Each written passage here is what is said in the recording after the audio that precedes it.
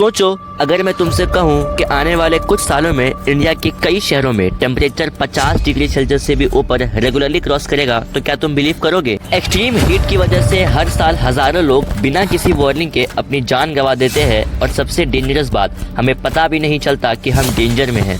तो सवाल ये है, धरती इतनी गर्म क्यों हो रही है और क्या हम इससे बच सकते हैं? आज के इस वीडियो में हम करेंगे एक्सट्रीम हीट का full breakdown step by step simple language में।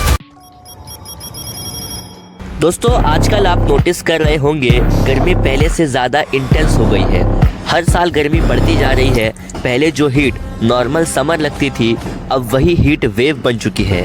हमारे घर में एसी के बगैर रहना मुश्किल हो गया है और रात में भी गर्मी उतनी कुछ खास कम नहीं होती और बाहर निकलना एक चैलेंज बन गया है।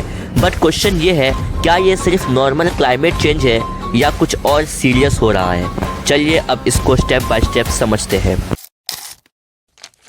स्टेप 1 समझो क्यों इतनी गर्मी बढ़ रही है। सबसे पहला बेसिक रीज़न, अर्थ का टेम्परेचर धीरे धीरे इंक्रीज हो रहा है। लेकिन कैसे? सिंपल समझो, धरती एक ब्लैंकेट में कवर हो रही है। ये ब्लैंकेट है ग्रीन हाउस गैसेस का, जैसे carbon dioxide, CO2, methane gas, pollution. ये गैसेस सन की हीट को अंदर ट्रैप कर लेती है। मतलब हीट अंदर आ जाती है पर बाहर नहीं निकल पाती। एग्जैक्टली वैसे जैसे आप कार को धूप में पार्क कर देते हो और जब वापस आते हो अंदर भट्टी जैसा लगता है। अब सोचो, ये प्रोसेस पूरी अर्थ के साथ हो रहा है। सिर्फ पोल्यूशन ही रीज़न नहीं है, यहाँ मल्टीपल फैक्टर्स का कॉम्बिनेशन है। सबसे पहला डिफॉरेस्टेशन यानी पेड़ काटना। जब हम पेड़ काट देते हैं तो ऑक्सीजन कम होती है, कूलिंग सिस्टम खत्म हो जाता है। हालांकि ट्रीज नेचुरल एसी की तरह काम करते हैं। दूसरा रीज़न है अर्बन हीट आइलैंड इफेक्ट। ये इफेक्ट आपने नोटिस किया होगा सिटीज़ में। ज़्यादा कंक्रीट, ज़्यादा बिल्डिंग, कम ग्रीनरी, कंक्रीट हीट एब्जॉर्ब करता है और रिलीज करता रहता है और यही वजह है कि सिटीज़ विलेज से ज़्यादा गर्म होती है। वही क्लाइमेट चेंज का फीडबैक लूप, ये सबसे डेंजरस पार्ट है। जब टेम्परेचर बढ़ता है तो आइस मेल्ट होती है और ओशन वार्म होता है और फिर ये और ज़्यादा हीट ट्रैप करता है। मतलब कहीं ना कहीं प्रॉब्लम खुद ही अपने आप को और बढ़ा रहा है। स्टेप 3 समझो कि एक्सट्रीम हीट का रियल इम्पैक्ट क्या हो रहा है। अब सबसे इम्पॉर्टेंट बात, ये गर्मी सिर्फ अनकंफर्टेबल नहीं है, ये डेंजरस है। ह्यूमन हेल्थ, इंसान पर इफेक्ट। ज़्यादा गर्मी का सीधा असर हमारी बॉडी पर पड़ता है। बॉडी ओवरहीट हो जाती है, डिहाइड्रेशन यानी पानी की कमी हो जाती है, BP लो हो सकता है और सीरियस केसेस में ब्रेन डैमेज भी हो सकता है। सबसे डेंजरस चीज़ है हीट स्ट्रोक। ये बिना वार्निंग के आता है और अगर टाइम पर ट्रीटमेंट ना मिले तो जान भी जा सकती है। गर्मी का सबसे बड़ा नुकसान फार्मर्स को होता है। ज़्यादा हीट से फसल जल जाती है, क्रॉप्स प्रॉपरली ग्रो नहीं कर पाते, प्रोडक्शन कम होता है। डायरेक्ट इम्पैक्ट क्या होता है? मार्केट में अनाज कम हो जाता है जिससे फूड प्राइसेस बढ़ जाते हैं। इलेक्ट्रिसिटी क्राइसिस यानी कि बिजली का क्राइसिस।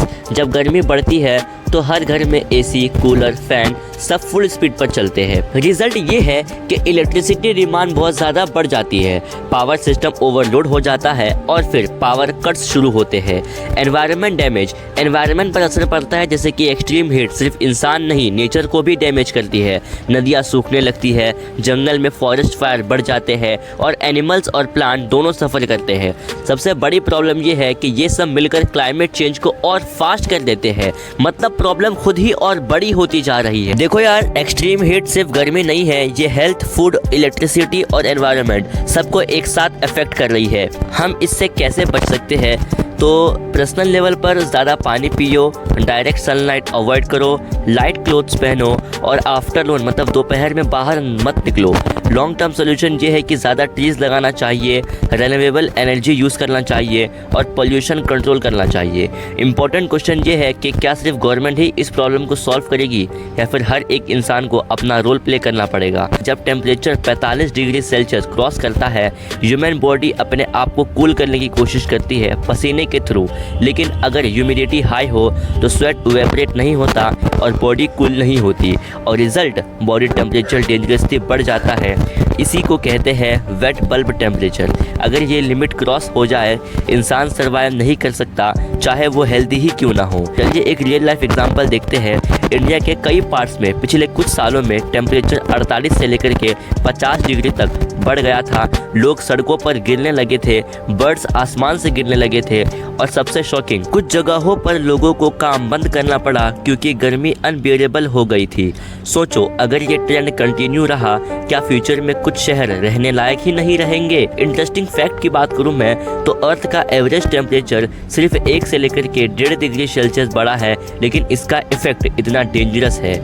और हम बात करें 2023 से लेकर के 2025 के बीच दुनिया का सबसे बड़ा गर्म साल रिकॉर्ड हुए, और अगर ग्लोबल वार्मिंग कंट्रोल नहीं हुई तो 2050 तक बिलियंस लोग एक्सट्रीम हीट जोन में रह रहे होंगे।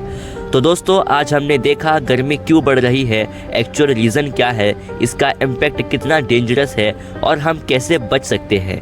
लेकिन सबसे बड़ा सवाल अभी भी वही है, क्या हम वक्त पर एक्शन लेंगे या फिर हम तब तक वेट करेंगे जब तक ये प्रॉब्लम कंट्रोल से बाहर ना हो जाए। आपका क्या मानना है कमेंट में ज़रूर बताना, और अगर आपको ऐसे ही फुल ब्रेकडाउन वीडियोस पसंद है तो चैनल को सब्सक्राइब करो, क्योंकि यहाँ हम कॉम्प्लेक्स चीज़ों को सिंपल बना देते हैं। मिलते हैं नेक्स्ट वीडियो में।